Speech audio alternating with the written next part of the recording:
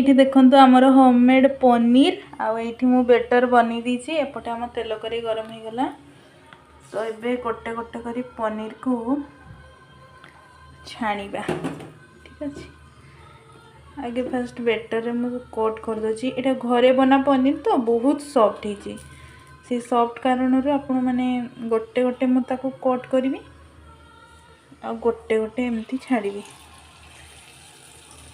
ये देखंतु मु पनीर गुड़ा को सब दे दीची एबे गोटे गोटे करके ताको अल्टेइबा।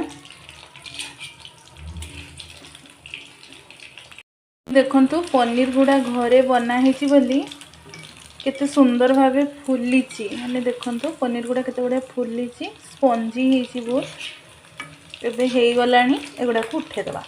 एबे अदा रसुणटा गोल्डन ब्राउन कलर हे गला। एबे सेतिर कैप्सिकम देकी ताको टिके भाजी दबा। कैप्सिकम मध्य भजा हो गलानी। एबे प्याज दे दबा। एबे स्वाद अनुसार टिके लूण दे दबा जहा द्वारा कि प्याज और कैप्सिकम टी जल्दी सिझी जिवो। एबे प्याज और कैप्सिकम भल भारे भाजी हो गला। तो पाउडर स्पाइसेस आउ भल कलर पई टिके कलर फूड कलर ऐड कली।